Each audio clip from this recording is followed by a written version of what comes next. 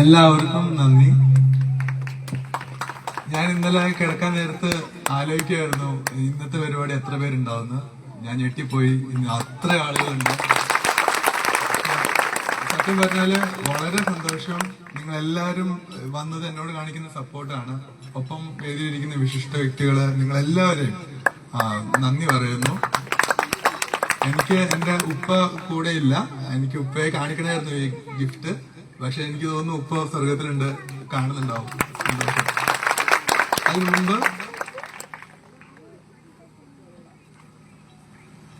ശരിക്കും പറഞ്ഞാൽ ഞാൻ മുമ്പ് മലേഷ്യയിൽ പോയപ്പോ കോമ്പറ്റീഷന് പങ്കെടുത്തായിരുന്നല്ലോ. അതിനു മുമ്പ് എന്റെ ഉമ്മ നന്നായിട്ട് എന്നെ സപ്പോർട്ട് ചെയ്തിട്ടുണ്ടായിരുന്നു. എനിക്ക് എന്റെ ഉമ്മയോട് ഒരുപാട് നന്ദി. അതിന് അപ്ലൈ ചെയ്യാനും കോമ്പറ്റീഷന് പങ്കെടുക്കാനുള്ള പ്രചോദനം ഉമ്മയും സഹോദരങ്ങളും സഹോദരിമാരും ഒക്കെ ആയിരുന്നു.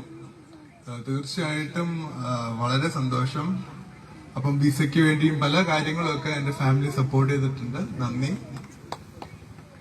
പിന്നെ സ്കൂൾ, എന്റെ ടീച്ചർ, എന്റെ അധ്യാപകൻ, അദ്ദേഹം ഞാൻ 4ാം ക്ലാസ് വരെ ഞാൻ ഹിയറിംഗ് സ്കൂളിലാണ് പഠിച്ചത്.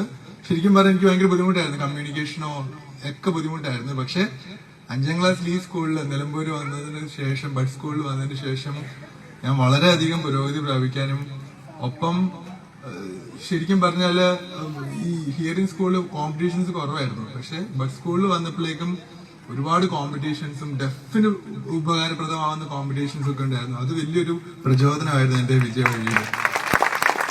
Thank you so much.